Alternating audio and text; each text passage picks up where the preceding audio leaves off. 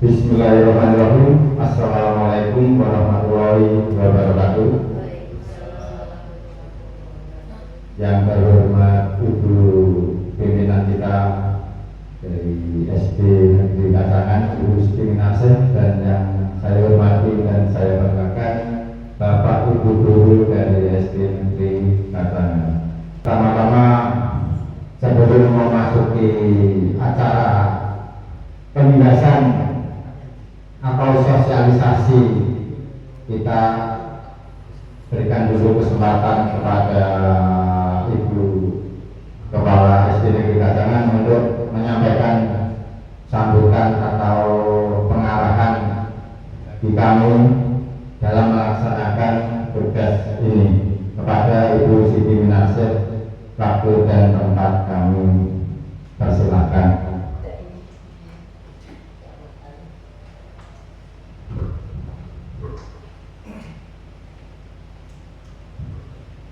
Assalamualaikum warahmatullahi wabarakatuh. Yuda Bima derek datang aja ya. Yang pertama-tama sebelum acara diseminasi ini dimulai oleh CGP, saya akan memberikan beberapa patah kata ya. Jadi CGP itu sangat penting ya Bapak Ibu. Nanti penjenengan semua saya harapkan mengikuti langkahnya Pak Rio dengan mengikuti CGP, karena CGP ini nanti mampu memberikan inovasi pembelajaran kepada penjenengan semuanya, di mana sebagai seorang guru kita harus mampu menggerakkan anak-anak untuk menuju kodratnya ya. Nah, jadi untuk memenuhi tugas CGP diseminasi ini, mari kita semuanya memperhatikan apa yang akan dipaparkan oleh Pak Rio. Semoga nanti apa yang beliau berikan ya, mampu juga kita serap ilmunya. Jadi selain Pak Rio sebagai CGP, kita juga mampu melakukan apa yang Pak Rio lakukan ya Bapak Ibu. Mungkin datang kemauan apa yang saya aturkan, saya akhiri. Akhir kalam, wassalamualaikum warahmatullahi wabarakatuh. Waalaikumsalam warahmatullahi wabarakatuh. Untuk acara selanjutnya, sebelum kita memulai pematerian untuk meningkatkan rasa cinta kita kepada tanah air, marilah kita bersama-sama menyanyikan lagu Indonesia Raya.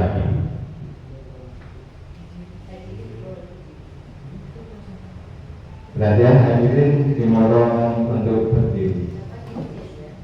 Indonesia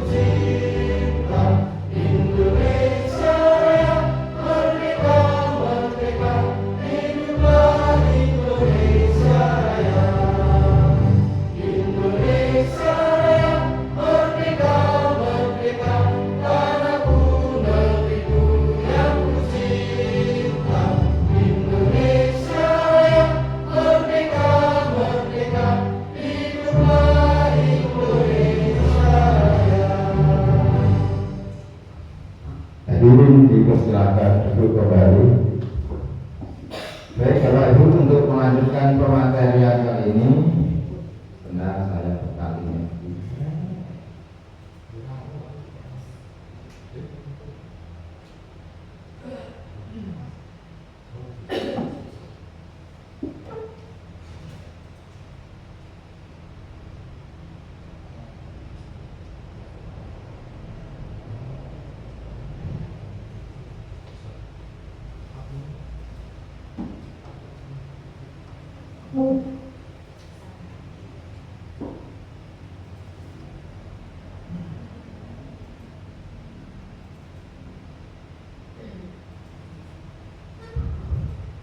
Baik, Bapak Ibu, untuk pematerian kali ini saya akan memaparkan apa yang sudah saya dapatkan atau saya pelajari pada kegiatan calon guru penggerak pada modul 1.4, yaitu diseminasi budaya positif. Sebelumnya saya ucapkan banyak terima kasih dulu karena Bapak Ibu sudah meluangkan waktunya siang-siang. Kita sudah lelah, kita dalam bulan ini karena banyak kegiatan, bulan Agustus yang dimana kita harus dituntut untuk ekstra dalam melaksanakan kegiatan tersebut. Di sini mohon maaf, saya bukan bermaksud menggurui panjenengan sedaya, karena saya hanya melaksanakan tugas dari pendidikan guru penggerak, di mana saya harus mensosialisasikan atau menyampaikan pembahasan yang saya pelajari dari pendidikan guru penggerak. Ya, untuk langsung saja Bapak Ibu, kita memasuki pematerian. Kali ini kita akan membahas yang namanya budaya positif. Bapak Ibu, apa sih yang namanya budaya positif? Mungkin dari Bapak Ibu bisa memberikan pendapat atau mungkin sekedar jawaban apa sih yang namanya budaya positif. Monggo dari teman-teman yang mungkin bisa memberikan sesuai dengan apa yang Bapak Ibu ketahui tentang budaya positif. Mungkin Pak Indra.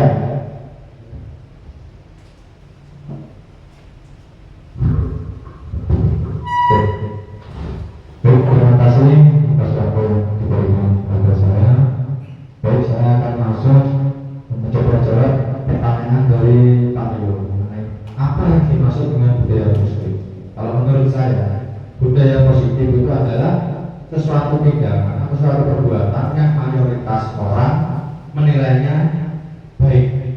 Seperti contohnya, kalau kita melihat di dunia pendidikan, misalnya guru berangkat pagi sebelum jam yang ditentukan, mengajar dengan baik di kelas, mampu memfasilitasi peserta didik pada saat kegiatan belajar mengajar dan lain-lain. Ataupun mungkin juga di lingkungan luas, misalnya budaya positif seperti mentaati peraturan lalu lintas di jalan, meskipun ada polisi maupun tidak ada polisi, kita sebagai warga masyarakat yang baik tetap melaksanakan aturan-aturan yang ada dalam berkendara ataupun di tempat umum.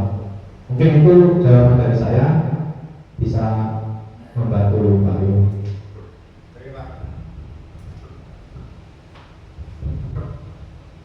Terima kasih untuk jawaban dari Pak Indra. Mungkin dari Bapak Ibu yang lain ada yang ingin menambahkan tentang arti dari budaya positif. Bu Min. Terima kasih atas waktunya. Budaya positif, kita lihat dari budaya. Budaya itu adalah nilai atau norma atau kepercayaan. Jadi budaya positif adalah nilai-nilai yang positif yang kita berikan kepada seseorang. Dan itu aja dari saya. Terima kasih untuk jawaban dari Bumin. Baik Bapak Ibu, nilai atau budaya positif menurut saya adalah nilai-nilai luhur yang kita biasakan setiap hari pada lingkungan di mana kita berada. Karena kita yang dibahas tentang lingkungan sekolah, jadi budaya positif ada nilai-nilai luhur yang ada pada sekolah tersebut. Nah, untuk mewujudkan nilai atau budaya positif yang ada di SD Negeri Kacangan ini, kita nanti menurut teori yang saya pelajari itu ada 6 yang kita akan pelajari tersebut, ada 6 antara lain yang salah satunya adalah yang pertama disiplin positif, dan yang kedua motivasi perilaku manusia, keyakinan kelas, kebudayaan dasar manusia, posisi kontrol guru, dan segitiga restitusi. Nah, untuk mewujudkan budaya positif yang seperti yang dicita-citakan oleh Ki Hajar Dewantara, yaitu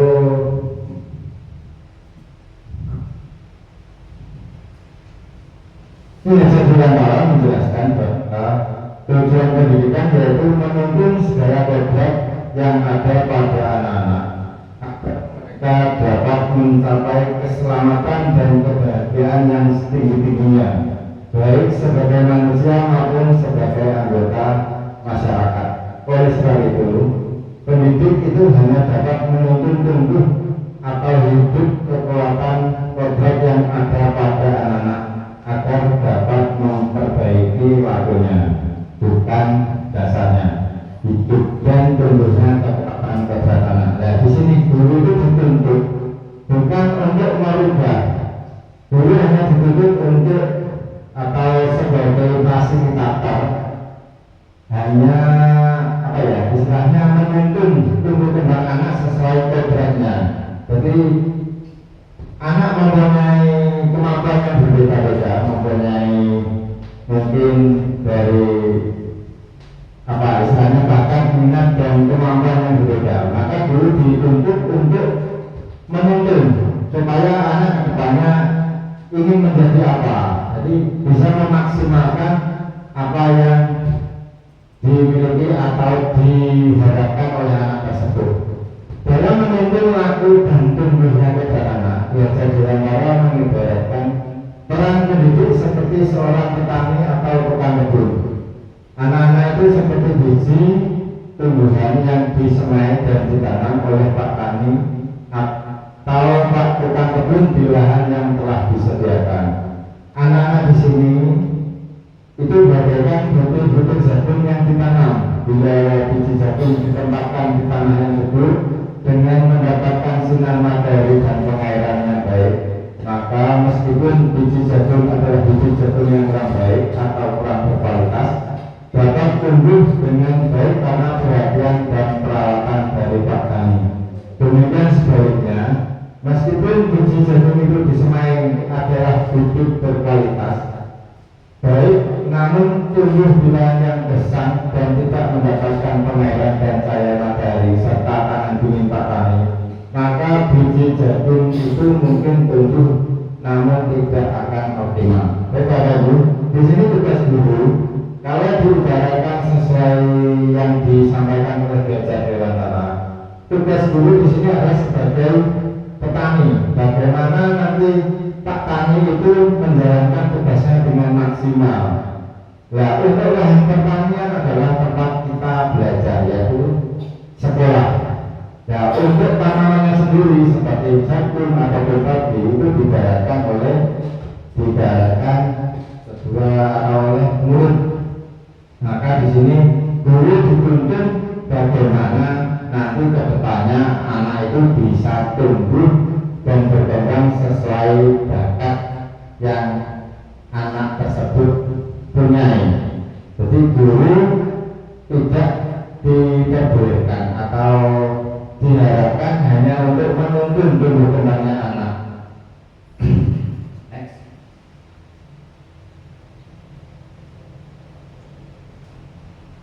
Untuk kedepannya, biar kegiatan ini nanti bisa istilahnya kondusif, kita membuat keyakinan jelas dulu.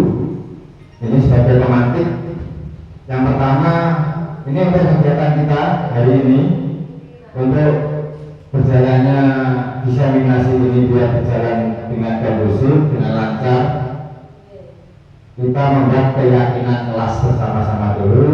Ini sebagai pemantik. Yang pertama adalah saling menghargai pendapat. Jadi di sini kita akan saling menghargai pendapat dari para hadirin atau bapak ibu sekalian.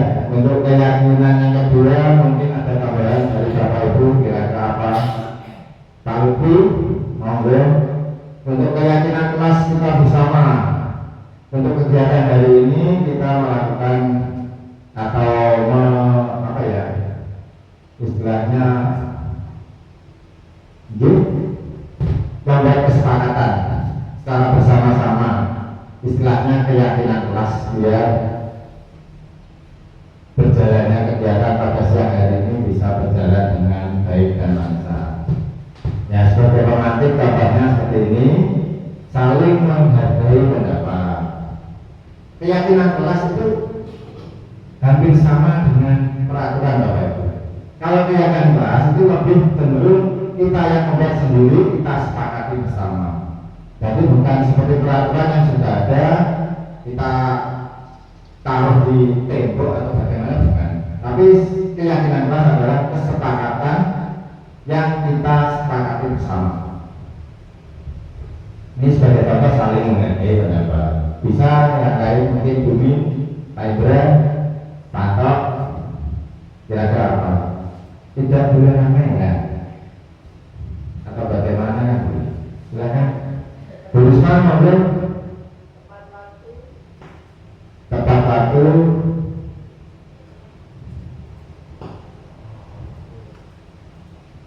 Yes, siap. Mungkin yang lain? Mengikuti kelas dengan perasaan senang. Ya, mengikuti kelas dengan perasaan senang. Ya, yang perlu diperhatikan untuk membuat keyakinan kelas itu menggunakan kata yang positif. Istilahnya tidak ada kata-kata yang berkonotasi negatif seperti dilarang, tidak boleh. Itu tidak seperti itu Bapak Ibu. Tapi yang keyakinan kelas itu lebih menggunakan kata yang konotasinya positif.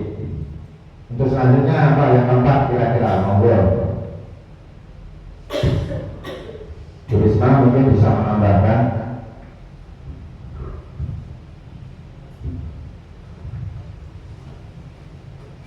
Saya ingin menambahkan satu poin, mungkin seluruh peserta aktif dalam diskusi. Terima kasih. Untuk yang poin yang keempat, kita sepakati bahwa peserta harus aktif dalam mengikuti acara diskusi atau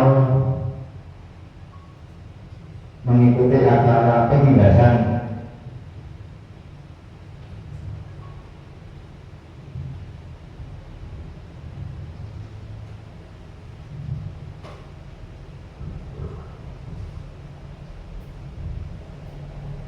Dan yang kelima mungkin ada tambahan lagi. Kerjasama, kolaborasi. Mungkin tambahan Risma bisa ditulis kolaborasi.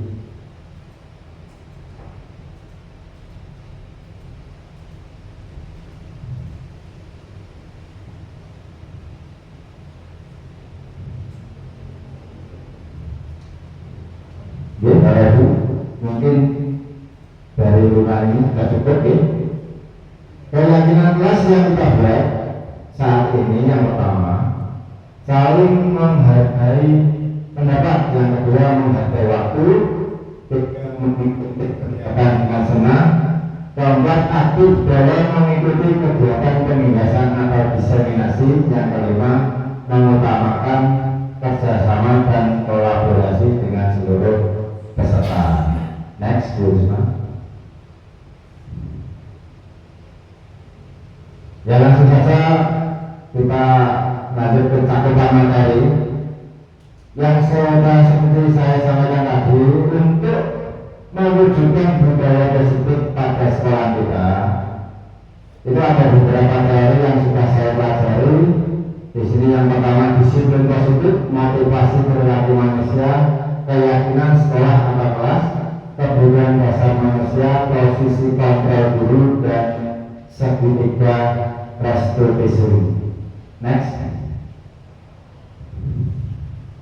Yang pertama adalah disiplin positif.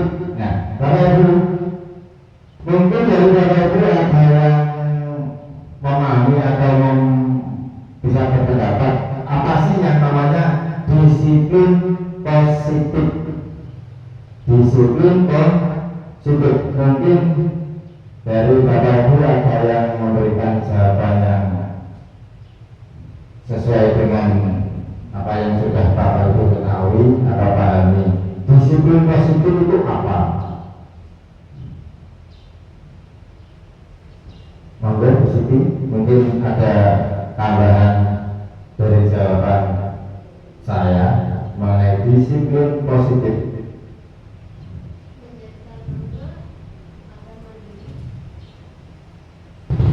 Terus mungkin ada yang lain?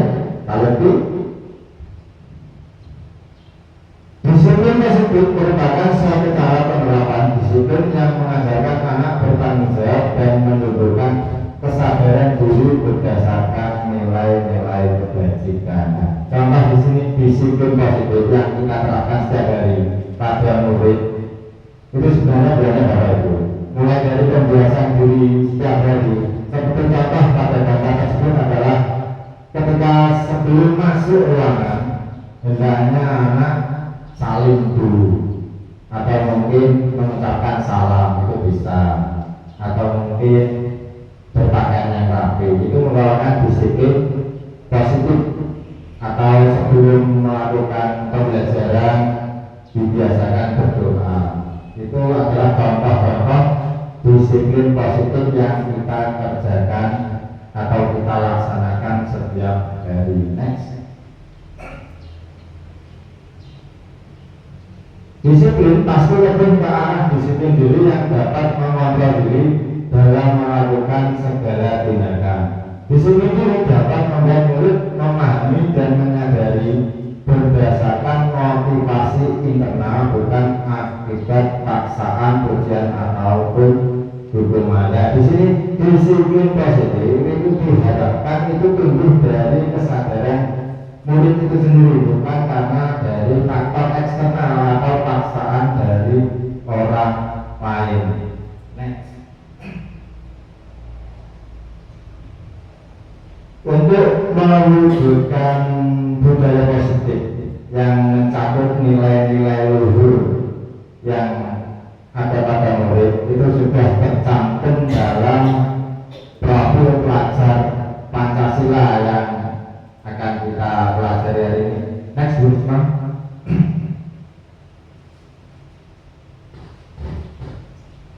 Untuk teori yang kedua adalah motivasi perilaku manusia. Untuk motivasi perilaku manusia yang kita ketahui, motivasi itu apa sih sebenarnya? Mungkin dari Bapak Ibu ada yang mengetahui arti dari motivasi. Motivasi itu sebenarnya apa arti dari kata motivasi? Monggo, mungkin Pak Indra, Bu Risma, Bumi. Motivasi.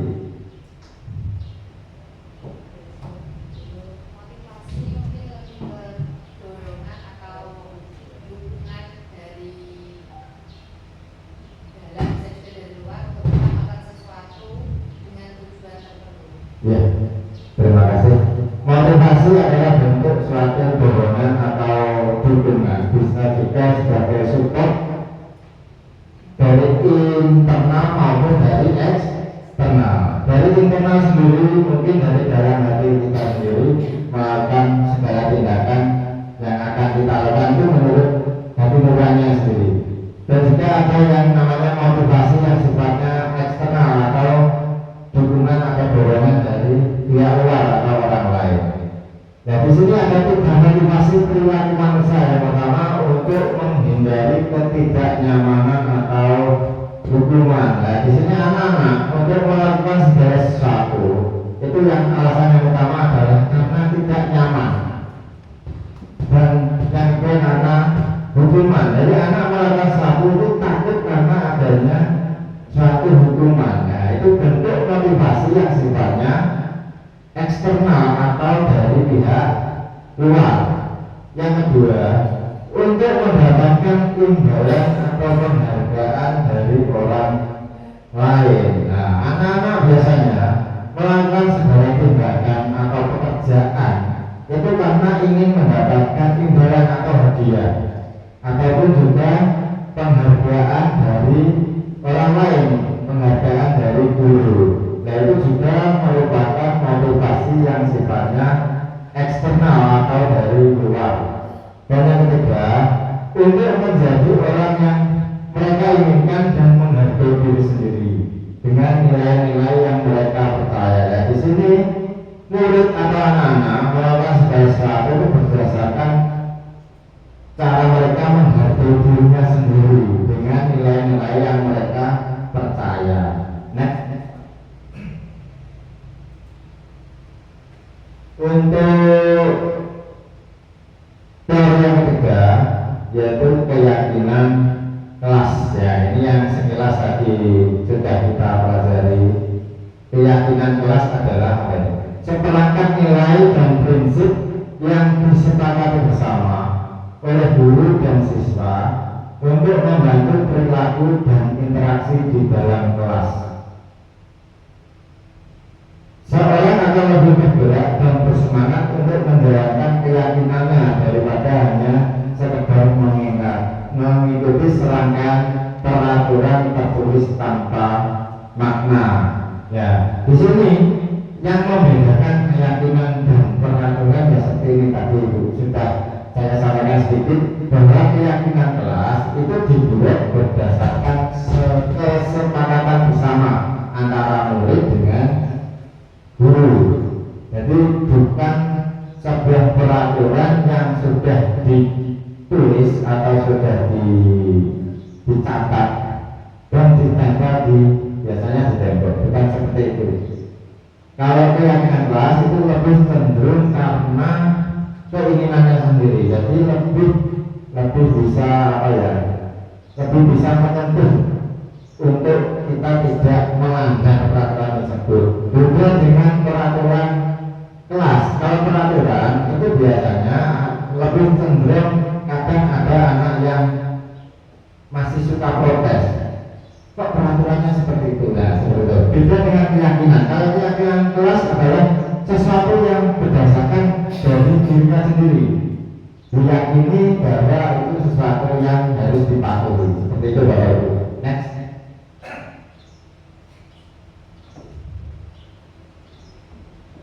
Murid-murid pun demikian. Mereka perlu mendengar dan memahami arti sesungguhnya tentang peraturan-peraturan yang diberikan.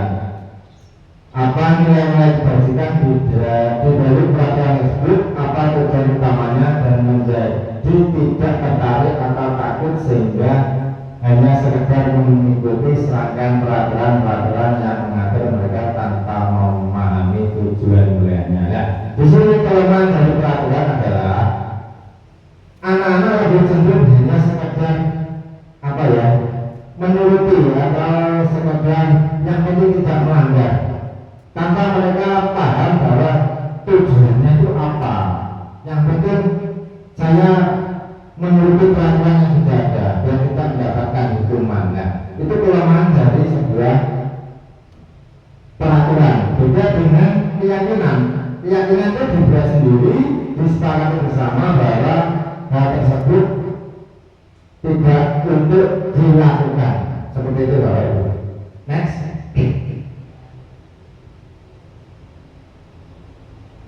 Pembentukan keyakinan kelas. Nah ini beberapa faktor untuk membentuk keyakinan kelas. Yang pertama, keyakinan kelas bersifat lebih abstrak daripada peraturan.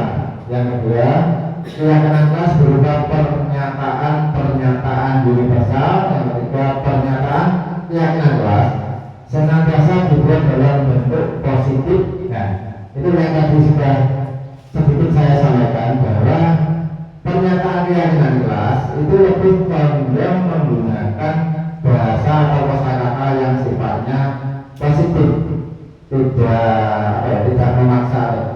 Contohnya seperti ini, dilarang atau jangan.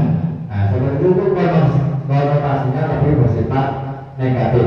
Yang selanjutnya, keyakinan kelas hendaknya tidak terlalu banyak sehingga mudah diingat dan dipahami oleh semua warga kelas. Yang kelima, keyakinan kelas sebaiknya sesuatu yang dapat diterapkan di lingkungan tersebut. Yang keenam, semua warga kelas hendaknya ikut berkontribusi dalam pembuatan keyakinan kelas lewat kegiatan curah pendapat. Nah di sini betul-betul untuk semua anggota atau semua kelas, entah itu dari guru atau murid, ketika membuat kesepakatan itu diharapkan berkontribusi atau sumbangsihnya dalam membuat keyakinan kelas tersebut. Yang terakhir, bersedia meninjau kembali keyakinan kelas dari waktu ke waktu. Tapi untuk keyakinan kelas selalu dirubah Bapak Ibu. Dari waktu-waktu selalu dipantau, mungkin ada yang diperbarui atau bagaimana dan seterusnya. Terus lanjut. Untuk teori yang selanjutnya, teori yang keempat, kebutuhan dasar manusia. Nanti next dulu. Bapak Ibu, yang kita ketahui kebutuhan dasar manusia itu kira-kira apa? Apa yang kita butuhkan? Kebutuhan dasar manusia kira-kira apa saja? Mungkin dari Bapak Ibu ada yang memberikan pendapat. Kebutuhan dasar manusia. Ada Kenyamanan, cinta kasih, cinta kasih. itu sangat itu yaitu adalah kebutuhan rohani untuk penyimpanan. Yes. Kemudian ada mungkin kebutuhan dasar lagi, kebutuhan kehidupan akan pangan. Ya itu hubungannya sama butuh hidup. Ya. Mungkin itu diantaranya. Ada banyak 9 kalau tidak salah kebutuhan dasar manusia itu. Jadi terima kasih Bumi. Kebutuhan dasar manusia yang pertama adalah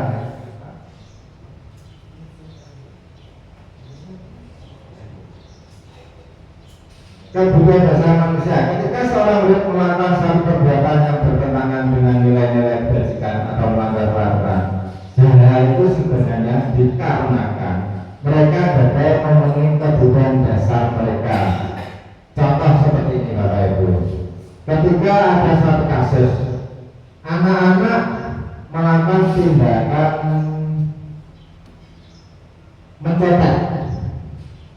Kira-kira apa yang melatar belakangi mereka melakukan tindakan tersebut? Nah, itu karena salah satunya adalah kebutuhan dasar mereka belum tercukupi. Nah, next lagi kebutuhan dasar manusia itu ada 5. Yang pertama, bertahan hidup.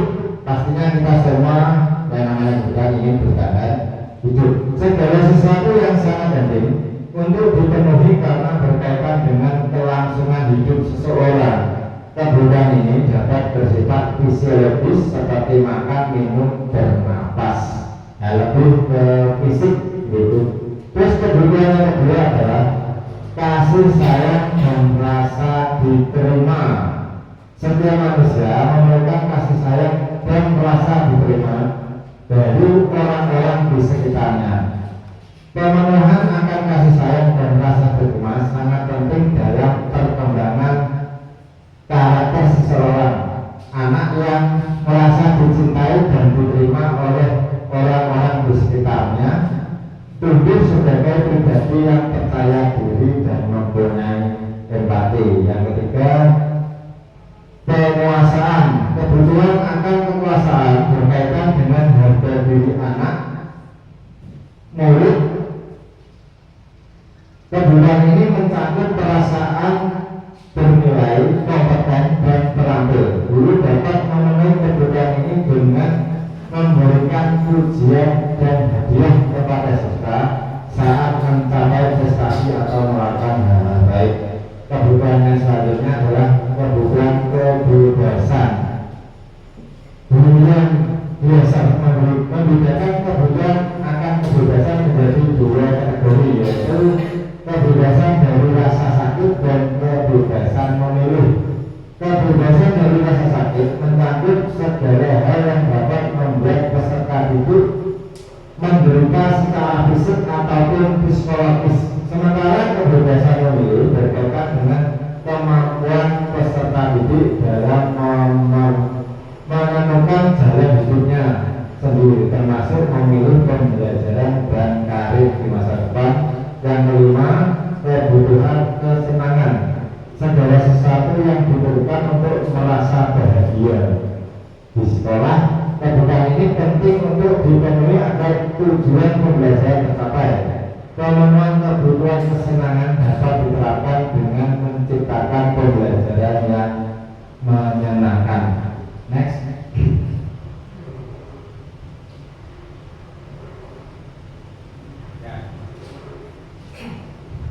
Studi kasus untuk kita kupas atau kita baca sekilas sebentar, Usman.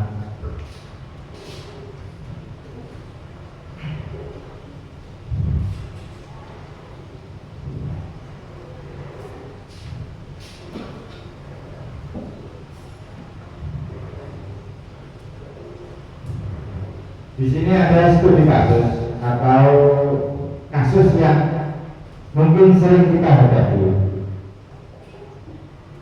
pada anak-anak.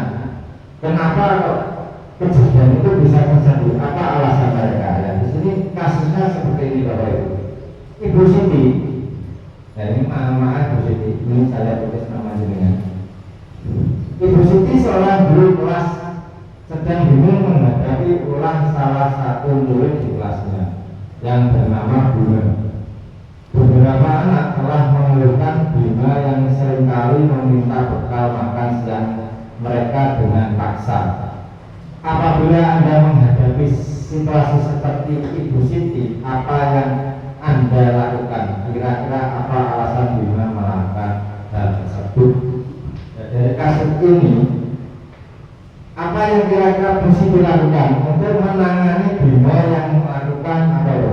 Sering meminta bekal makan siang pada teman-temannya. Nah, kira-kira hal apa yang akan Ibu Siti lakukan? Dan alasan Bima apa kira-kira melakukan hal tersebut? Mungkin dari Bapak Ibu ada yang memberikan alasan.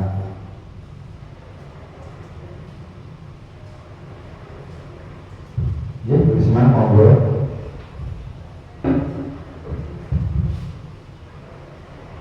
Menurut pendapat saya, pada studi kasus seorang siswa yang sering kali meminta bekal dari temannya, menurut saya ada beberapa alasan yang mendasari anak tersebut melakukan hal itu. Tapi saya di sini akan menyampaikan satu alasan saja. Yang pertama, mungkin karena dia tidak membawa bekal, jadi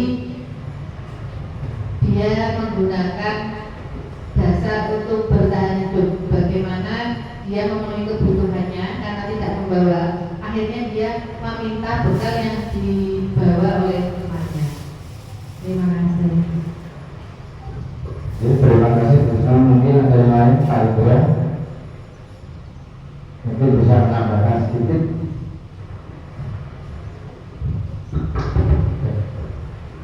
Baiklah, saya akan memberi umum balik mengenai studi kasus yang terjadi pada Bu Siti, pada anak didiknya yang sering meminta makanan atau konsumsi milik teman yang lain secara paksa. Jadi saya juga sepakat dengan Bu Risma tadi, mungkin saya juga akan menerapkan dasar kebetulan iman Tuhan dasar manusia. Saya akan mengambil satu dasar tadi. Jika positif menanyakan kenapa alasannya, dan si anak, si Bima menjawab kalau dia merasa bosan dengan bekal yang dibawa yang dibuatkan oleh ibunya dari rumah, itu termasuk dalam kebutuhan dasar kebebasan. Menurut saya seperti itu. Kalau kalau Bima menjawab bahwa bekal yang dibuatkan oleh ibunya sangat membosankan, mungkin itu kebutuhan dasar dari Bima tadi. Saya hanya bisa menyebutkan satu Pak Ibu. Mungkin dari rekan-rekan yang lain juga bisa menambahkan.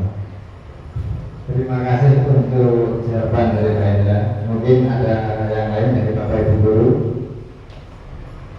Dari studi kasus ini, yang pertama, apabila Anda menghadapi situasi seperti ini, apa yang akan dilakukan Bu Siti? Kira-kira seperti apa? Yang pertama dilakukan Bu Siti yang pasti adalah memanggil anak tersebut.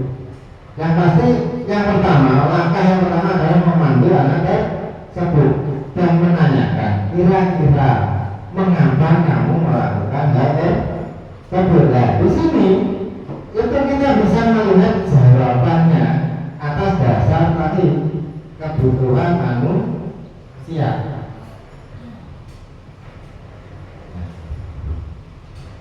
Dalam kasus tersebut itu terjadi bisa berdasarkan karena kebutuhan dasar manusia. Contohnya seperti ini.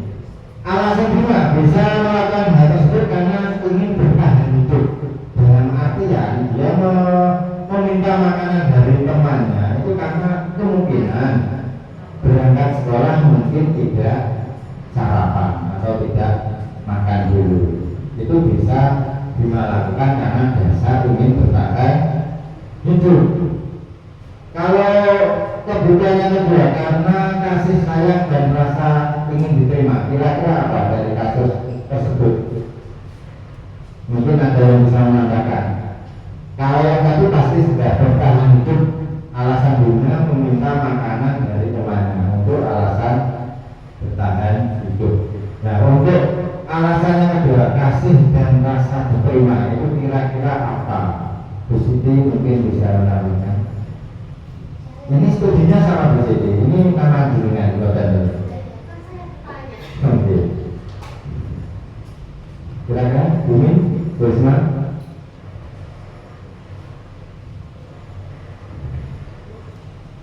Oke.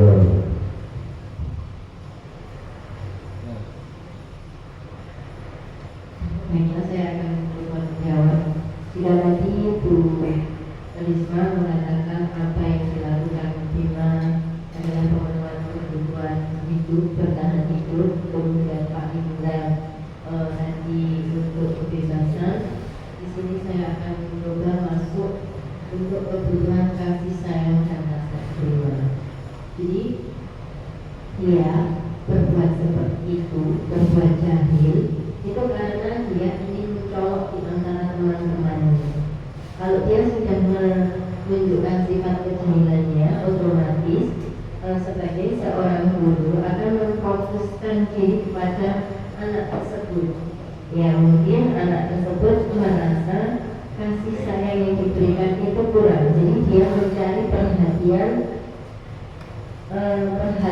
untuk mendapatkan kasih sayang tersebut. Dan itu aja Pak Lino. Mungkin yang lain bisa menambahkan. Terima kasih.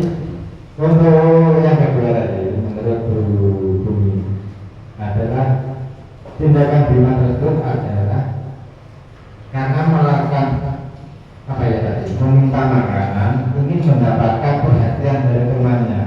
Jadi kasih dan sayang dan rasa ingin diterima, dia melakukan perbuatan tersebut. Nah, untuk alasan yang ketiga, ini menurut kebutuhan dasar manusia, Bima melakukan hal tersebut karena yang ketiga adalah Contohnya seperti ini. Dengan melakukan hal tersebut adalah meminta makanan kepada teman-temannya. Jadi seolah-olah itu Bima berlaku sebagai seorang penguasa. Karena mungkin di sini digambarkan Bima itu mempunyai fisik yang gagah besar. Itu dia bisa meminta makanan seenaknya kepada temannya. Nah, dalam kasus ini kebutuhan Bima atau kebutuhan dasar manusia yang ingin Bima apa ya turuti atau penuhi adalah penguasaan. Nah, yang ketiga adalah kebebasan. Nah, kira-kira apa di sini? Yang masuk dalam alasan kebutuhan dasar manusia yang poin kebebasan dari kasus Bima tadi.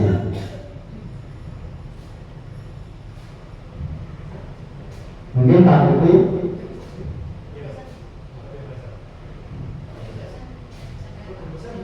sudah, tadi sudah jawab ya. Jadi yang kelima selanjutnya atas dasar kesenangan. Nah ini kira-kira alasan Bima melakukan tindakan meminta makanan kepada temannya didasarkan atas rasa kesenangan. Ini kira-kira bagaimana? Mungkin Pak Bundra bisa menambahkan lagi.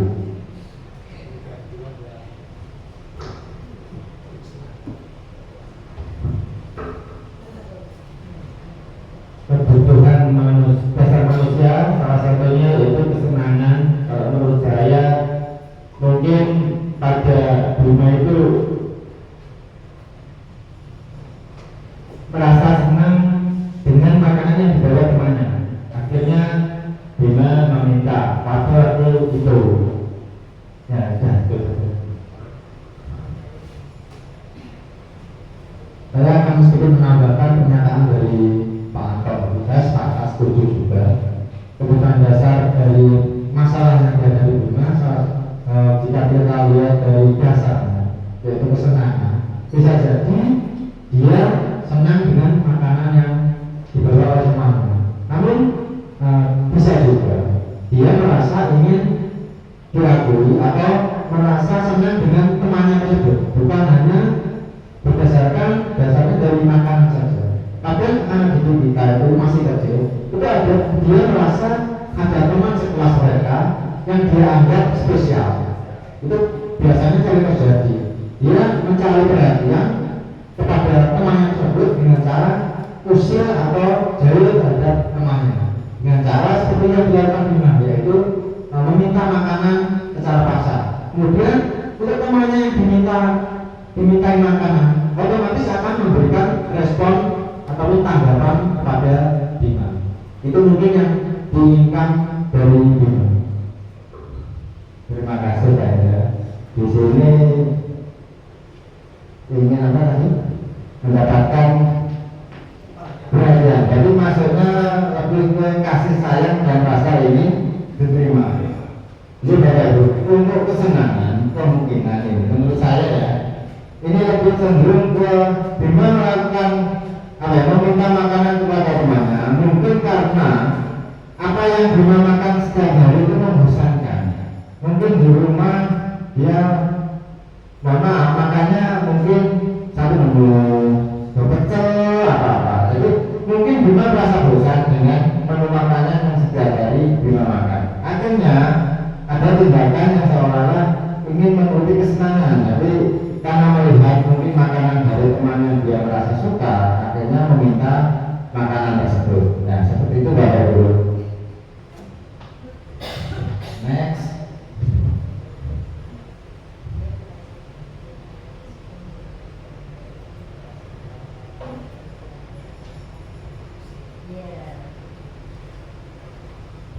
Bu Risma minta kalau ini alasan yang sudah saya paparkan dari kasus Bima. Yang pertama, alasan Bima yang pertama karena ia lapar dan orang tuanya tidak memberikan bekal makan siang, maka kebutuhan dasar yang sedang berusaha dipenuhi oleh Bima adalah kebutuhan untuk bertahan hidup. Itu alasan yang pertama, bertahan hidup. Next. Untuk alasan Bima yang kedua adalah karena dia merasa senang temannya jadi memperhatikan dia. Ya. Dia meminta makanan pada temannya biar diperhatikan. Karena mungkin ada gimana? Rasa ingin diperhatikan.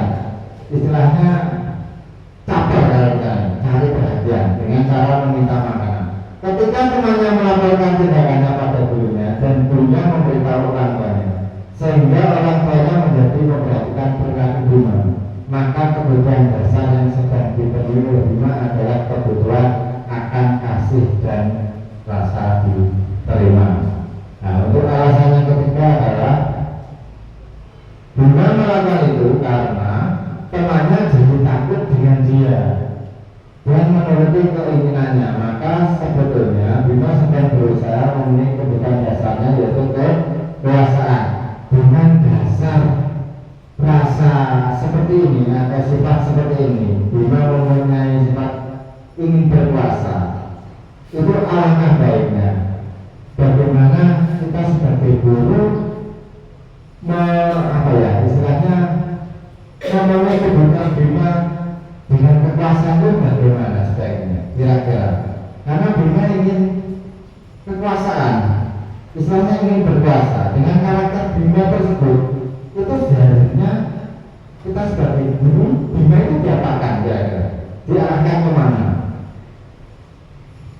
Biar rasa kekuasaan itu lebih bersifat positif atau lebih bermanfaat untuk teman-temannya. Itu bagaimana kira-kira? Bagaimana dulu kira-kira? Yaitu memberikan kepercayaan atau memberikan sebuah tanggung jawab. Mungkin dengan Bima diberikan sebagai seorang pengurus kelas, mungkin bisa ketua. Nah, dari situ sifat kekuasaan yang Bima miliki itu bisa diberikan kepada teman-temannya dengan hal yang lebih positif. Nah, alasan yang berikutnya, alasan yang keempat, karena dia merasa bosan dengan bekal makanan yang dibawakan oleh ibunya dari rumah, karena ibunya sering membawakan bekal yang sama. Oleh karena itu, dia ingin mencoba makanan teman-temannya yang beraneka ragam. Maka Bima sedang berusaha memenuhi kebutuhannya akan kebebasan. Nah, di sini kebutuhan kebebasan Bima yang dilakukan adalah mungkin karena ibunya di rumah membawakan atau menyediakan makanan yang menunya itu saja. Mungkin karena Bima merasa bosan, akhirnya apa? Tindakan Bima adalah meminta makanan dari teman-temannya. Nah, di sini kemungkinan meminta dalam artian mungkin bisa dengan cara mencicipi satu persatu apa yang teman-temannya bawa, seperti itu. Nah, itu Bima memenuhi kebutuhannya akan kebebasan. Untuk alasan Bima yang kelima adalah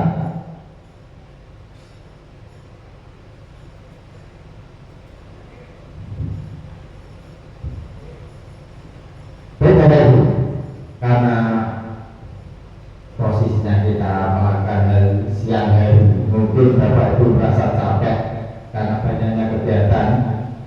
Untuk teori kelima, kita briefing dulu atau lebih bisa menyegarkan suasana. Briefingnya sederhana saja Bapak Ibu. Ini sangat sederhana, kita nggak usah melakukan gerakan apa-apa, cukup sangat sederhana. Nah, ini sangat sederhana Bapak Ibu. Cukup duduk di tempat, tidak usah melakukan gerakan apa-apa. Yang penting berpasangan. Dia begitu ya. Nah, untuk begitu bisa geser dengan sebentar mau. Sekitar di sini seperti hiburan gitu. Untuk merubah suasana biar tidak terlalu tegang. Karena kita posisinya melakukan kegiatan ini siang hari setelah banyaknya aktivitas. Nah, nanti kita lakukan speaking biar tidak begitu tegang. Nah, ini Bu Risma masih menyiapkan jolet atau kamera. Nah, sederhana saja, nggak usah makan gerakan sederhana gitu. Nah, kita SBK senyum 30 detik. Maksudnya seperti ini, Bapak Ibu ya. Bapak Ibu berpasangan berhadapan dengan teman sebangkunya, melakukan senyum 30 detik dan saling menatap. Sederhana saja Bapak Ibu. Kita melakukan apa? Cuma sekedar senyum, meringis.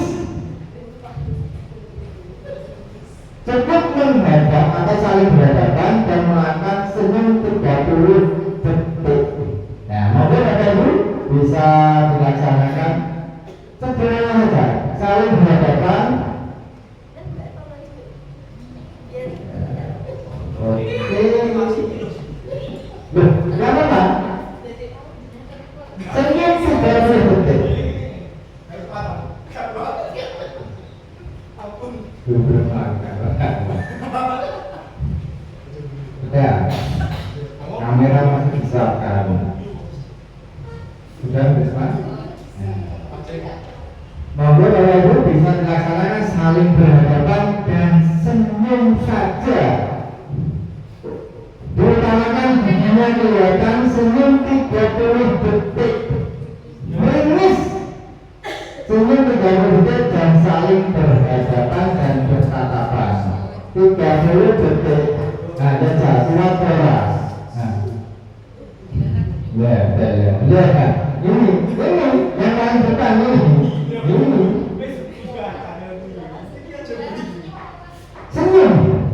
Senyum 30 detik, saling berhadapan. Senyum meringis dan saling berhadapan dan bertatapan mata. Belum mulai.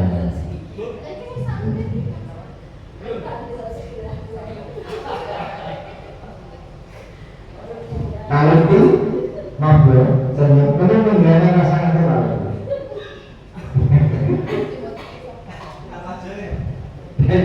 Bapak Ibu, ini hanya untuk sekedar refresh suasana biar tidak terlalu tegang karena kita posisi pada siang hari setelah full kegiatan. Untuk teori yang berikutnya, budaya positif. Teori yang kelima, posisi kontrol guru. Nah, posisi kontrol guru itu ada 5 Bapak Ibu. Yang pertama, guru sebagai penghukum. Nah, seumpama ada kasus di sini, guru sebagai penghukum. Contoh, ada kasus anak berkelahi. Posisi kontrol guru sebagai penghukum adalah gimana? Panggil anak langsung hukum. Nah, itu ibaratnya seperti itu. Itu posisi guru sebagai kontrol. Yang kedua, guru sebagai pembuat merasa bersalah. Dalam kasus anak berkelahi, ini guru sebagai rasa bersalah terhadap anak itu bagaimana? Jadi contohnya seperti ini, anak dipanggil, diberikan suatu tutur kata atau nuturi bahasa Jawanya. Jadi biar anak tersebut merasa bersalah atas perbuatannya. Nah, itu posisi kontrol guru yang kedua.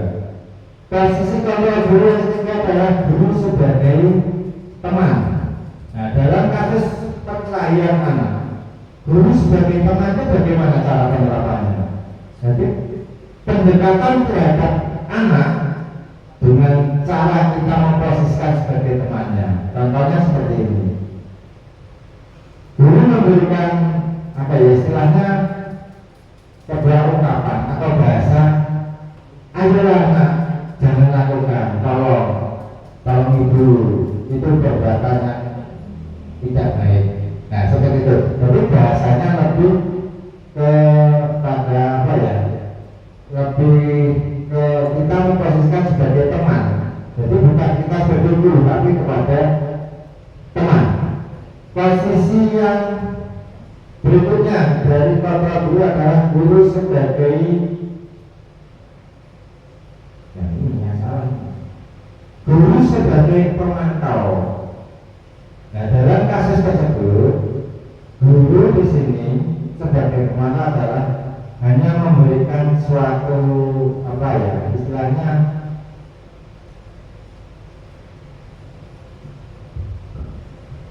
bahasa yang merujuk pada nuturi atau apa misalnya menasihati seperti itu. Jadi guru di sini sebagai pemantau adalah menasihati anak supaya tidak melakukan suatu tindakan yang negatif atau kurang baik, yang mengawasi. Jadi mengawasi anak supaya tidak melakukan hal-hal yang sifatnya negatif. Posisi kontrol guru yang kelima adalah guru sebagai manajer. Guru sebagai manajer ini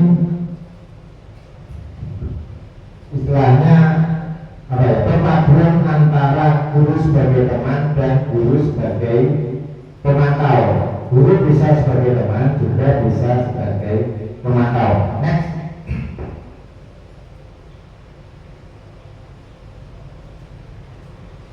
Lima posisi kontrol, ini contoh tabel dari 5 posisi kontrol guru. Yang pertama, dari kelima posisi tersebut itu dibedakan dari 3 Bapak Ibu guru. Yang pertama, identitas gagal atau kontrol dari luar. Yang tadi sebagai guru, sebagai penghukum dan membuat orang merasa bersalah. Nah, di sini guru bertindak sebagai penghukum biasanya mengutamakan kata-kata yang sifatnya menghardik atau menunjuk, memarahi, seperti itu. Itu sifatnya lebih kepada identitas yang gagal. Yang kedua adalah membuat orang merasa bersalah. Guru di sini berceramah dan mengatakan seharusnya kamu seperti itu, ibu kecewa, seperti itu. Itu bahasa yang biasanya digunakan oleh guru untuk melakukan orang itu biar merasa bersalah. Nah, di sini ini merupakan identitas yang gagal. Nah, untuk kontrol berikutnya, kontrol yang ketiga adalah guru sebagai teman dan sebagai pemantau. Ini identitas berhasil dan sukses cuma dari luar, istilahnya dari eksternal guru tersebut. Contohnya seperti ini, guru sebagai teman. Maaf, gak terlalu kelihatan. Guru bertindak sebagai teman itu membuatkan alasan-alasan untuk muridnya. Ayolah lakukan demi ibu, seperti itu. Itu bahasa-bahasa yang digunakan guru ketika guru berlaku sebagai seorang teman. Mana kamu tidak mau, seperti itu. Jadi lebih akrab, istilahnya guru dengan murid itu ikatannya lebih akrab. Terus sebagai pemantau, menghitung dan mengukur. Nah, di sini guru lebih condong menunjukkan sebuah peraturan. Nah, kalau ada sebuah pelanggaran, pasti yang ditunjukkan, nah apa peraturannya? Kenapa kamu melanggarnya? Nah, seperti itu, kira-kira seperti itu. Terus yang kelima, identitas yang berhasil dan sukses ini yang berasal dari intern, dari dalam diri. Ini guru dalam posisi sebagai manajer. Ini perpaduan antara posisi teman dan posisi pemantau. Untuk yang keenam dari budaya positif yang keenam adalah segitiga restitusi. Nah, ini kosakata baru yang saya sendiri juga baru dengar kemarin. Mungkin dari Bapak Ibu juga kemungkinan baru dengar. Apa itu? Restitusi itu apa sebenarnya? Restitusi. Kira-kira dari Bapak Ibu mungkin ada yang paham arti kata restitusi. Dulu, Bapak, restitusi itu kira-kira apa? Arti kata dari restitusi.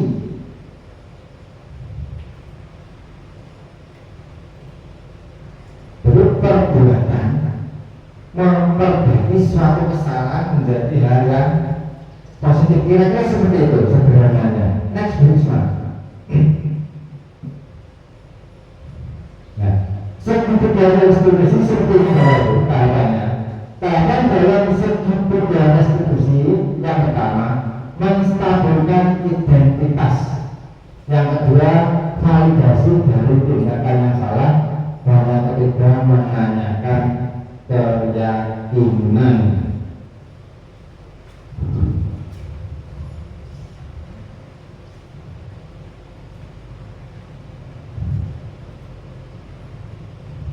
Yang pertama adalah menstabilkan identitas. Menstabilkan identitas dilakukan berdasarkan prinsip bahwa membuat kesalahan adalah bagian dari proses pembelajaran yang nantinya akan menggeser identitas yang gagal ke arah identitas yang sukses. Seumpama ada kasus anak berbuat kesalahan, itu kita tidak langsung menyalahkan anak tersebut. Guru harus bagaimana merubah identitas dan itu menjadi identitas yang baik atau sukses. Contohnya seperti ini. Ada anak yang sering tidak mengerjakan tugas seperti itu. Guru di sini diharuskan atau dimajukan tidak langsung menyalahkan, tapi bagaimana guru itu memaklumi bahwa anak melakukan kesalahan itu karena ada alasannya, bukan karena kita membenarkan kesalahan anak tersebut, bukan, tapi karena kita memaklumi bahwa setiap manusia akan melakukan satu tindakan yang salah. Nah, di sini guru, bagaimana guru merubah identitas yang gagal tersebut menjadi identitas yang sukses. Kira-kira seperti itu, guru. Yang berikutnya adalah dari segi tiga restitusi, validasi tindakan yang salah. Validasi tindakan yang salah dilakukan berdasarkan prinsip bahwa setiap perilaku berupaya memenuhi suatu kebutuhan tertentu, sehingga guru atau orang tua akan bergeser dari pemikiran stimulus respon menjadi proaktif, serta akan lebih mengenali dan mengakui kebutuhan murid atau anak. Mungkin dari sini Bapak Ibu ada yang bisa menjelaskan, atau mungkin dari pengalaman Bapak Ibu ada yang tahu tentang validasi tindakan yang salah kira-kira apa?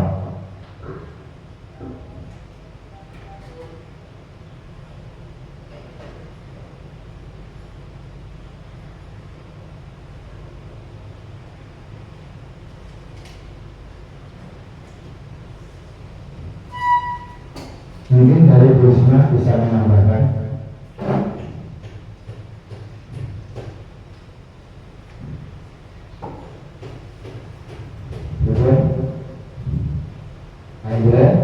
Kalau itu Bu Siti,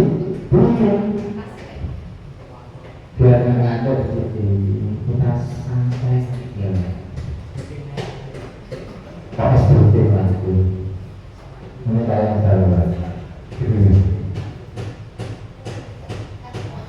Validasi tindakan yang salah.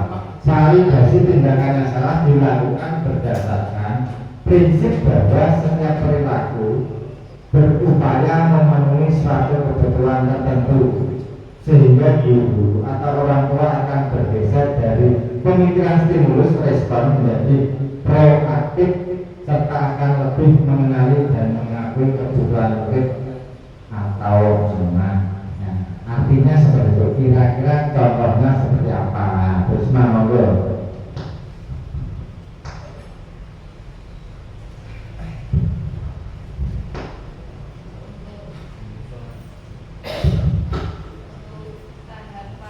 Tindakan yang salah,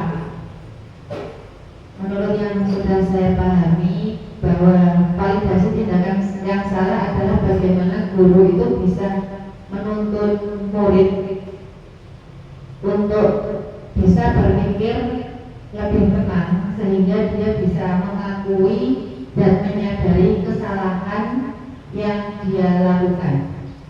Jadi guru menuntun murid bagaimana murid tersebut bisa menyadari, oh kesalahan saya seperti ini. Misalkan saya salah ketika datang ke sekolah tidak tepat waktu. Kemudian guru menuntun lagi bagaimana siswa tersebut berusaha untuk menemukan solusi dari kesalahan yang dia lakukan. Seperti itu kira-kira Pak Rio. Terima kasih. Mungkin boleh. Mungkin saya akan menambahkan apa yang sudah dijelaskan oleh Bu Risma. Jadi validasi tindakan yang salah sebagai seorang guru, kita memahami apa yang dilakukan guru, kita memahami, bukan membenarkan ya. Kita memahami dari situ, setelah kita pahami apa yang murid sampaikan, kita mencoba membimbing anak itu ke dalam hal yang dikatakan tadi yang sukses. Jadi kita memahami tetapi bukan membenarkan. Ya, di sini tapi garis bawahi, bukan membenarkan tindakan anak. Jadi agar anak itu nantinya tidak mengulangi apa yang sudah dilakukan. Terima kasih sebelumnya. Berarti di sini bahwa tindakan validasi atau validasi tindakan yang salah adalah bahwa anaknya sesuatu atau tindakan yang anak lakukan itu bisa memiliki atau mungkin memiliki alasan tertentu, dan kita sebagai guru tidak membenarkan tapi memaklumi bahwa tindakan yang mereka lakukan itu ada alasannya, dan kita sebagai guru memberikan atau apa ya istilahnya menuntun bahwa anak tersebut bisa menyelesaikan masalahnya sendiri atau menemukan solusinya sendiri, seperti itu mungkin. Next, untuk selanjutnya dari segitiga restitusi yang ketiga adalah menanyakan keyakinan. Nah, ini yang sering kita sampaikan tadi, bahwa dalam segitiga restitusi yang ketiga adalah menanyakan keyakinan. Menanyakan keyakinan dilakukan dengan memberi pertanyaan-pertanyaan bermakna kepada murid atau anak untuk memudahkan motivasi secara intrinsik sehingga mampu mengaitkan keyakinannya dengan tindakan yang salah. Nah, di sini keyakinan kelas atau yang kita tadi sepakati ini suatu contoh seperti ini pada itu. Ketika ada suatu kasus anak melakukan kesalahan, di sini anak diberikan suatu kesempatan. Kenapa anak melakukan hal atau tindakan seperti itu? Nah, untuk mengatasinya, guru hanya menanyakan atau memberikan solusi biar anak tersebut bisa menentukan atau memberikan solusi pada masalahnya sendiri dengan cara menanyakan keyakinan yang sudah mereka buat sendiri. Bukan terletak pada peraturan, tapi bagaimana kita sebagai guru menanyakan keyakinan yang sudah mereka buat sendiri. Jadi mereka melanggar peraturan atau mereka melakukan kesalahan yang istilahnya tidak sesuai dengan keyakinan, dan kita sebagai guru sebaiknya menyelesaikan masalah tersebut dengan cara kita menanyakan keyakinan yang mereka buat sendiri, seperti itu. Jadi bukan dibenturkan dengan peraturan, bukan, tapi masalah yang mereka lakukan atau situasi apa tadi istilahnya tindakan yang salah yang mereka lakukan itu kita solusinya dengan cara menanyakan keyakinan yang sudah mereka bentuk sendiri atau mereka buat dan sepakati sendiri, seperti itu. Contohnya seperti ini. Ada anak yang tidak mengerjakan PR. Ketika dia tidak mengerjakan PR itu kan pasti ada suatu alasan. Nah, alasan itu kan mereka sendiri yang tahu. Nah, kita sebagai guru tidak boleh langsung menyalahkan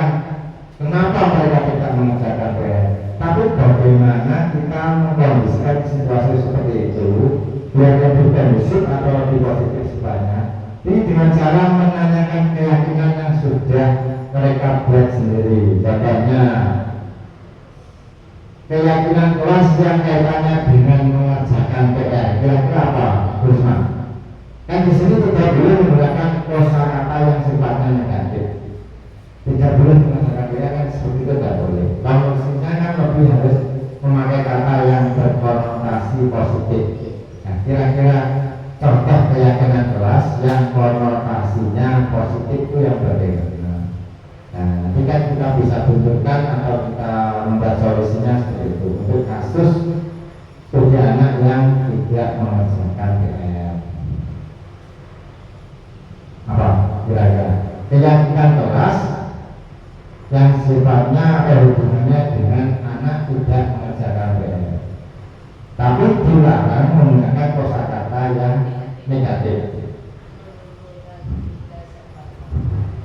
mengumpulkan tugas atau pekerjaan rumah tepat waktu. Nah, itu sifatnya atau konotasi bahasanya kan lebih pasti berbeda dengan sebuah peraturan. Kalau peraturan kan kamu harus mengerjakan PR. Nah, itu sifatnya kan lebih negatif. Kalau keyakinan kelas harus menggunakan kosakata yang lebih positif. Dari keyakinan kelas yang sudah dibuat tadi, seperti mengumpulkan tugas pekerjaan rumah tepat waktu. Nah, ketika anak melanggar keyakinan yang sudah mereka buat sendiri, ya tugas kita sebagai guru hanya mengingatkan atau menuntut anak supaya mengingat keyakinan kelas yang sudah mereka buat itu sendiri. Contoh lain seperti ini, ada anak suka berlari. Nah, bagaimana cara kita memberikan solusi kepada anak tersebut dalam hubungannya sama suatu keyakinan? Kira-kira bagaimana? Kan nggak boleh kita langsung ada anak berlari, main duduk saja, kan nggak boleh. Pasti dalam situasi perkelahian atau mungkin ada perselisihan teman, itu pasti ada alasan di belakangnya kenapa mereka melakukan itu. Nah, kita di sini sebagai tadi, sebagai posisi kontrol, sebagai manajer, itu kan kita tidak boleh yang namanya langsung menghukum atau mengganti atau bagaimana. Nah, di sini solusi yang tepat untuk menyelesaikan kasus itu bagaimana kira-kira? Dalam posisi anak yang melakukan tindakan yang salah, yaitu suka berkelahi atau berantem, istilahnya seperti itu. Nah, kita biasa keyakinan kelas atau dibenturkan saja dengan keyakinan kelas yang sudah mereka sepakati. Contoh seperti ini keyakinan kelasnya. Apa kira-kira? Kan di sini tidak boleh ada kata dilarang ya. Nah, seperti itu. Jadi ketika ada anak berkelahi, cara memberikan solusi atau menangani kasus tersebut adalah menanyakan keyakinan kelas apa yang sudah kamu buat, kenapa kok kamu melakukannya, seperti itu. Jadi kalau ada anak berkelahi, kita hadapkan saja dengan keyakinan kelas yang sudah mereka buat sendiri. Kenapa kamu berkelahi? Kamu melanggar keyakinan kelas yang kamu sepakati, ya, seperti itu. Jadi tidak boleh di sini guru menghukum atau istilahnya apa ya tadi, kontrol yang kedua tadi apa kira-kira? Membuat rasa bersalah. Itu nanti efeknya secara psikologis akan lebih berdampak negatif kepada anak.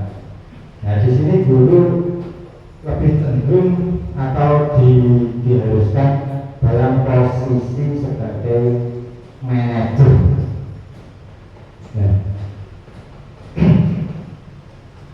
dari keenam teori untuk mewujudkan budaya positif yang sudah saya paparkan, dari keenam-enamnya mungkin dari Bapak Ibu ada yang ingin dipertanyakan atau mungkin ingin ditambahi. Mungkin dari penjelasan saya kurang lengkap, bisa ditambahi karena ini untuk kepentingan kita bersama, jadi mewujudkan suatu budaya positif yang kita terapkan di SD Negeri Pacaran ini. Mungkin dari Bapak Ibu ingin menambahkan atau mungkin ingin bertanya tentang teori-teori yang sudah saya paparkan ini.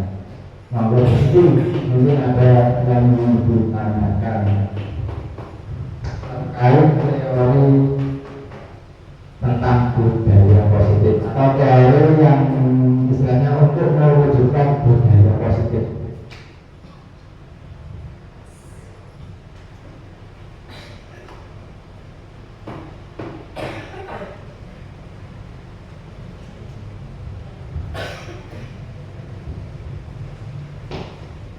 Ini saya ingin review atau ulangi sekali lagi Bapak Ibu. Secara sederhana saja, budaya positif itu dapat diterapkan melalui 6 proses seperti ini Bapak Ibu, atau 6 teori kalau dalam guru penggerak. Yang pertama disiplin positif, yaitu pembiasaan kita atau pembiasaan anak-anak setiap hari. Terus yang kedua motivasi perilaku manusia. Nah, motivasi tadi apa kira-kira? Dukungan yang sifatnya internal dan eksternal. Yang ketiga adalah keyakinan sekolah atau keyakinan kelas, yaitu sebuah keyakinan yang dibuat mereka sendiri dan disepakati bersama. Terus yang keempat adalah kebutuhan dasar manusia. Yang kelima posisi kontrol guru. Dan yang keenam ini istilah baru yang baru kita segitiga restitusi, yaitu dari teori-teori untuk mewujudkan yang namanya budaya positif.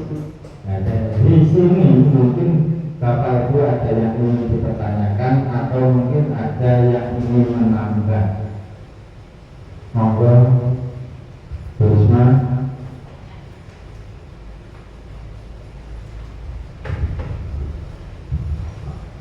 Sini saya ingin sedikit bertanya tentang keyakinan kelas. Kalau di kelas 1 itu membuat sebuah keyakinan kelas itu saya rasa masih sangat sulit, karena anak itu masih belum bisa menjabarkan yang diterima oleh otaknya. Jadi ketika dia ditanya tentang keyakinan kelas, dia masih belum bisa istilahnya membuat hal itu nyata. Jadi yang ingin saya tanyakan bagaimana mewujudkan keyakinan kelas di kelas bawah. Terima kasih. Terima kasih Bu Risma. Nah, di sini pertanyaannya ini buat saya cukup sulit karena saya dihadapkan dengan posisi murid kelas bawah, yaitu kelas 1, di mana kesulitan Bu Risma adalah membuat keyakinan kelas pada kelas 1 yang kita kesulitannya letaknya pada mungkin anak-anak belum bisa istilahnya menangkap bahasa yang kita utarakan atau kita sampaikan.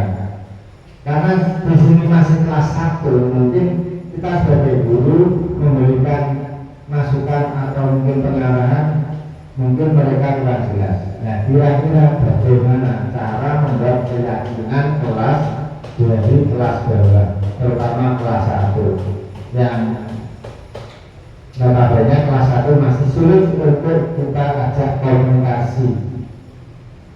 Nah, mungkin di sini spesialisnya ibu-ibu, Bu Siti, Bumi, ini kelas 1 dulu. Kalau di sini terus terang saja Pak Rio karena kelas atas, ini belum pernah mengajar kelas 1 ya. Ini untuk kepentingan kita bersama. Monggo dari Bapak Ibu mungkin ada yang bisa menjelaskan. Untuk kelas bawah ini, Bumi, monggo. Saya akan mencoba menjawab apa yang ditanyakan oleh Bu Risma. Jadi memang benar untuk di kelas 1 itu anak belum bisa berdefinisi, ya, anak belum bisa berdefinisi karena anak kelas 1 itu real, ya, berdasarkan real. Jadi mungkin salah satu yang bisa kita lakukan kepada anak, kita tidak mungkin, ayo jangan kita buat kesepakatan kelas, tidak, itu tidak mungkin. Jadi di sini mungkin kita bisa jejak pendapat dalam artian kita bisa memberikan arahan-arahan kepada anak mungkin ya. Di kelas ini kalian pengen kelas ini seperti apa? Paling contoh ya, mungkin jadi kita berikan pemantik yang sifatnya sangat sederhana sekali. Mungkin sama pengen enggak kelasnya bersih. Nah, jadi kita beri pertanyaan-pertanyaan dulu untuk mengeluarkan pendapat mereka. Dan dari pendapat yang sudah diberikan itu nanti kita ambil kesimpulan dan kita buat kesepakatan kelas. Mungkin itu yang bisa saya berikan. Mungkin yang lain mau menambahi.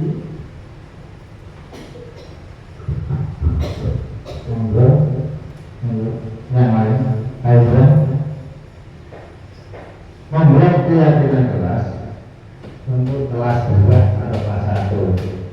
Risma, ini spesialis guru kelas 1 mungkin bisa mengatakan.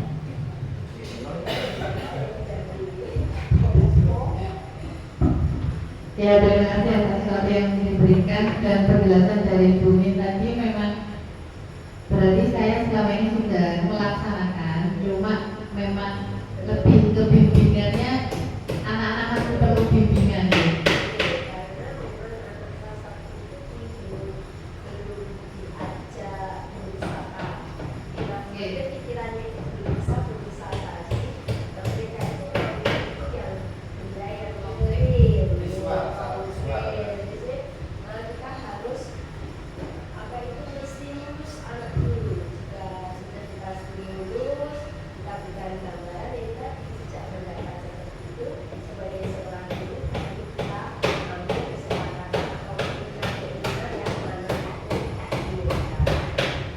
Berarti untuk keyakinan kelas di kelas 1 itu ada hubungannya dengan disiplin positif dan budaya positif. Lebih ke pembiasaan kegiatan baik setiap hari, otomatis itu nanti nyambungnya ke keyakinan kelas itu penerapan. Ya, terima kasih atas jawaban yang diberikan. Terima kasih untuk Bu Risma dan Bumi. Bahwa keyakinan kelas yang dibuat oleh atau yang dilakukan oleh kelas 1 itu dengan cara lebih mengutamakan pada tindakan atau praktek nyata. Jadi secara gambaran itu lebih mudah dipahami oleh anak-anak usia kelas bawah. Jadi lebih condong ke arah disiplin positif. Oke, terima kasih Bapak Ibu.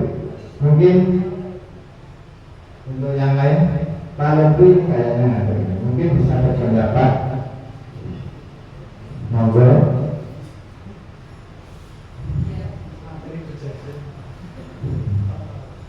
Ya apa-apa Pak Lebih, namanya kita kan belajar sama.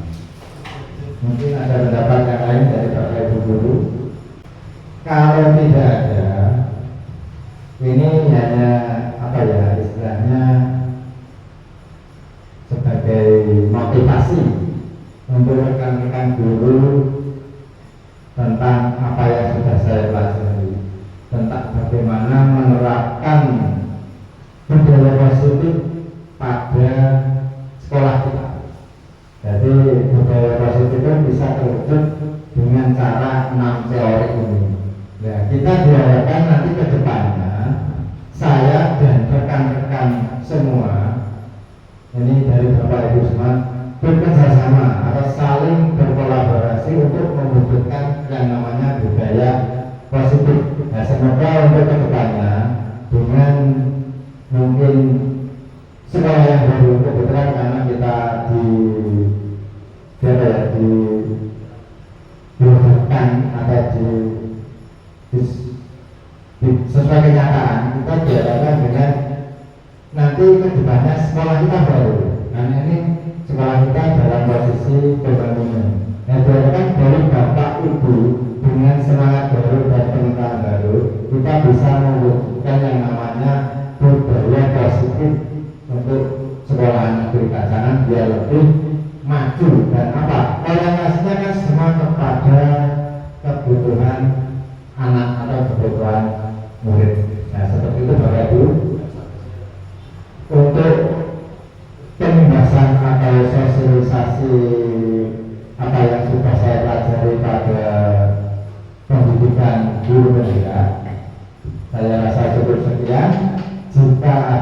kurang lebihnya saya mohon maaf. Akhir kata, wassalamualaikum warahmatullahi wabarakatuh.